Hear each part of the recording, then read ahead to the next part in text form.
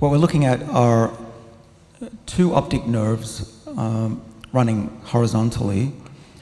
What we wanted to do was to ask the question... So the eyeballs... Oh, the eyeballs on the right. To this audience's right, brain to the left. Correct. Mm-hmm.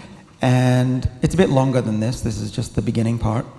Probably the brain would be beyond that wall. And we've stained the nerves orange, so if the nerves are sick or dead, it will be blank. And you can see there's a big difference here.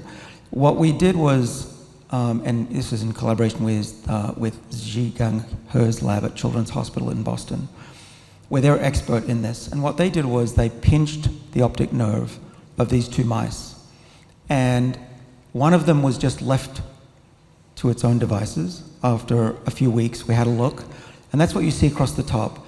The top optic nerve has been pinched at that point up there. And you can see most of the optic nerve has died. Right? That mouse is now blind. It's the same as if you break your back, you're not going to walk again, not currently. But the one on the bottom was treated with our 3 Yamanaka rejuvenation genes, the OCT4, SOX2, KLF4. And we reversed the age of those neurons so that they were neonates. These were old mice, but we made them so young that they could grow again. And you can see they're now growing back to the brain. And the longer we leave it, the longer those nerves grow. Somehow they know where the brain is. That I don't understand. But they know that they have to go that way. And they eventually connected with the brain. And that was the first result that we had, that we could truly reverse aging and rejuvenate tissues in an animal. That's pretty astounding. And you brought this up earlier. You don't know how they know where to go. Is that kind of what you mean here as well? Yeah, why don't they wander off and go there's so many fix something else? Well, they could grow into a tumor, but they didn't. They knew that they needed to go back and form that. So similar to what Ali said before, I think we're tapping into an ancient mechanism of tissue rejuvenation and restoration in the same way that the jellyfish can regrow its body, and if you cut the liver of ourselves, it will regrow somehow to the same size as the original liver. How it knows how big to grow, we have no idea. Might be electrical signals. But there's similar processes that are going on in your systems early in life, we believe are going on in these nerves when we turn on these embryonic genes, even in the adult. Ali, are you surprised that this kind of progress can be made without introducing stem cells specifically?